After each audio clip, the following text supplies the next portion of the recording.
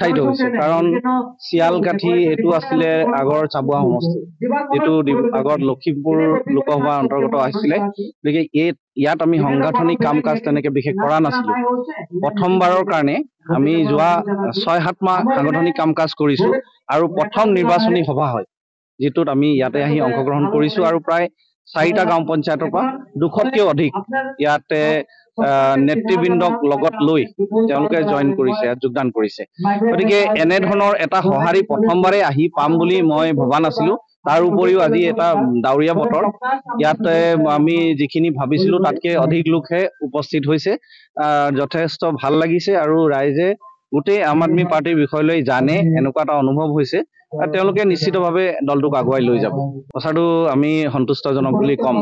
যদিও মাজে মাজে অলপ অসুবিধা আহিছে কিছুমান কষ্ট আহি আছে কিন্তু হলেও যেতিয়া ৰাইজৰ সহায়টো চাওঁ তাতে কষ্ট ভাগৰ কতো অনুভৱ নহয় আগবাঢ়ি যাওঁ তেনেকে মানে কথাটো এনেকুৱা হৈছে যে আমি গাঁৱত যিখিনি সংগঠন বনাবলৈ আছে আমি বনাইছো আৰু চহৰতো যিখিনি বনাব লগা আছে বনালো আৰু এই আমাৰ যেটো সিম্বল ঝাৰু চহৰত ইমানকে বুজাব লগা নাই আমাৰ যিখিনি ভোট বেছ বা জনে আমাক ভোট দিম বুলি ইতিমধ্যে মন বনাইছে তেওঁলোকে ঝাৰুটো যে আমাৰ প্ৰতীক হয় এটো বুজি পাই গৈছে গাঁৱতো আমাৰ প্ৰতীক বুজি পাই গৈছে কিন্তু বাগানৰ এনেকুৱা বহুত অঞ্চল আছে য'ত হয়তো ব্যক্তিগতভাৱে মুখ চিনি পায় কিন্তু প্ৰতীকটো যে ঝাৰু হয় সেইটো নাজানে গতিকে আমাৰ আটাইতকৈ ডাঙৰ চ্যালেঞ্জটো হৈছে যে আমি গৈ ঝাৰুটো চিনাকি কৰাই দিব লাগিব আৰু হেতুৰ কাৰণে আমাৰ হয়তো 60% কেম্পেইনিং মই 100% নকওঁ 60% কেম্পেইনিং আমাৰ বাগানত হৈ আছে কিন্তু বাকি 40% কেম্পেইনিং গাঁৱতো কৰি আছো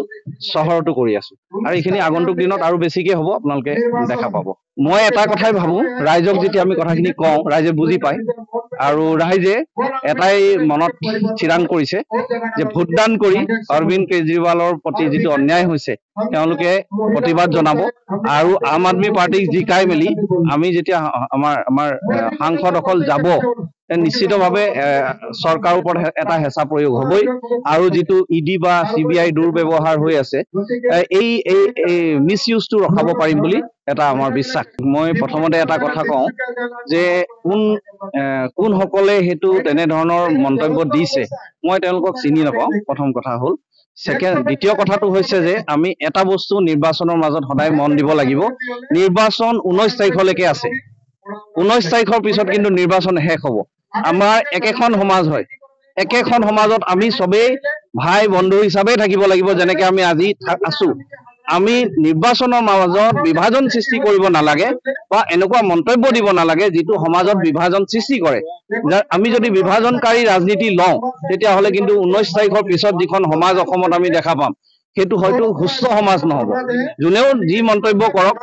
মই সবকে এটাই অনুৰোধ কৰিম যেন আমি সমাজৰ বিভিন্ন জাতি বৰ্গ সবকে সন্মান ৰাখি আমি মন্তব্যখিনি দিব লাগে